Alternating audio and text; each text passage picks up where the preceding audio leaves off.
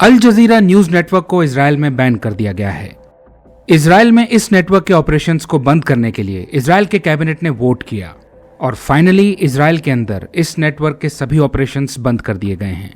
अल जजीरा के ब्रॉडकास्ट्स रोक दिए गए और ईस्ट जेरूसलम में उसके ऑफिस पर रेड की गई, जहां इजराइल की पुलिस ने ब्रॉडकास्टिंग इक्विपमेंट सीज कर लिया, जिनमें शामिल हैं cameras, microphones, servers, laptops, editing and transmission equipment, mobiles etcetera. Al Jazeera को कतर की गवर्नमेंट फंड करती है। अरब वर्ल्ड में इस मीडिया आउटलेट का एक सिग्निफिकेंट व्यूअर बेस है। अब सवाल यह उठता है कि इजराइल ने अल जजीरा के ऑपरेशंस को क्यों शट डाउन किया? क्योंकि इजराइल अल जजीरा को हमास का माउथपीस मानता है। इस पर अक्सर आरोप लगते हैं कि ये वन साइडेड कवरेज करता है और टेररिस्ट ग्रुप्स को फ्रीडम और डेमोक्रेसी के लिए लड़ने वाले मिलिटेंट ग्रुप्स की तरह पोर्ट्रे करता है। बहुत से देश इंक्लूडिंग इजराइल अल जजीरा को टेररिस्ट ग्रुप्स का मीडिया आर्म मानते हैं, क्योंकि एक्सट्रीमिस्ट आइडियोलॉजी को सपोर्ट करना और टेररिज्म को प्रमोट करना फ्रीडम ऑफ स्पीच के अंतर्गत नहीं आता है। इसलिए इजराइल डेस्परेटली इस चैनल के कवरेज को बंद करना चाहता था और फाइनली उसने ऐसा कर दिया है। United Nations human rights office ने इजराइल को बैन लिफ्ट करने के लिए कहा है। अल जजीरा उन कुछ चुनिंदा मीडिया आउटलेट्स में से हैं जो वॉर की शुरुआत से गाजा में प्रेजेंट हैं और गाजा वॉर की ग्राउंड रिपोर्ट्स प्रोवाइड कर रहे हैं।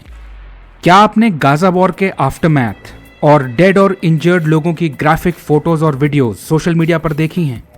यदि हां, तो आप जानते होंगे कि इनमें से कई अल जजीरा के द्वारा कैप्चर की गई हैं। अल जजीरा के बहुत से जर्नलिस्ट्स ने इजराइल के मिसाइल और ड्रोन स्ट्राइक्स में अपनी जान गंवाई है। अल जजीरा का मानना है कि इजराइल वॉर के कवरेज को सेंसर करना चाहता है, इसलिए उसने अपने देश में कवरेज को बैन कर दिया है ताकि वो गाजा स्ट्रिप में अपनी हरकतों को छिपा सके। हम जानते हैं कि इजराइल राफा को असॉल्ट करने की प्लानिंग कर रहा है। इजरायली फोर्सेज ने गाजन्स को राफा छोड़ने के लिए कह दिया है। इस पर अल जजीरा का कहना है कि इजराइल नहीं चाहता है कि उसके लोगों को ये पता चले कि इजराइल राफा में क्या करने वाला है, इसलिए उसने अल जजीरा को बैन कर दिया है। वहीं इजराइल का कहना है कि अल जजीरा काफी बायस्ड कवरेज करता है। बहुत से अन्य देशों का इंक्लूडिंग यूएस का भी यही मानना है। पिछले साल अक्टूबर में हमास वॉर के शुरू होने के कुछ दिनों के बाद यूएस के foreign minister Antony Blinken Qatar गए थे। वहां उन्होंने कतर के प्राइम मिनिस्टर से अल जजीरा के गाजा कवरेज को टोन डाउन करने के लिए कहा था, क्योंकि उनका मानना था कि अल जजीरा अपनी बायस्ड और अनबैलेंस्ड रिपोर्टिंग के जरिए यूएस और इजराइल की नेगेटिव इमेज को प्रमोट कर रहा है।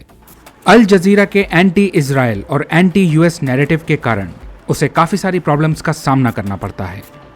2021 में 60 मिनट की वार्निंग देने के बाद इजराइल ने गाजा में एक मीडिया टावर को डिस्ट्रॉय कर दिया था।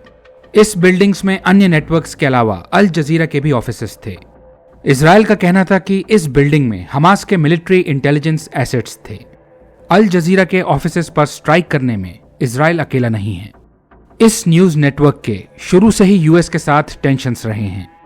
ये अर्ली 2000s से यूएस के रडार पर रहा है, जब ये ओसामा बिन लादेन के टेप्स को ब्रॉडकास्ट किया करता था और एलिजिडली तालिबान के प्रोपेगेंडा को प्रमोट करता था। यूएस भी पास्ट में कई बार अल जजीरा के ऑफिसेस को डिस्ट्रॉय कर चुका है। 2010 की विकीलीक्स रिपोर्ट के अनुसार अपने पॉलिटिकल इंटरेस्ट्स के अनुसार कतर की गवर्नमेंट अल जजीरा के कवरेज को मैनिपुलेट करती है। कतर के स्टेट ओन्ड मीडिया नेटवर्क को शट डाउन करने से इजराइल के कतर के साथ रिलेशंस खराब हो सकते हैं, और वो भी ऐसे टाइम पर जब कतर इजराइल और हमास के बीच में मीडिएट करने की कोशिश कर रहा है।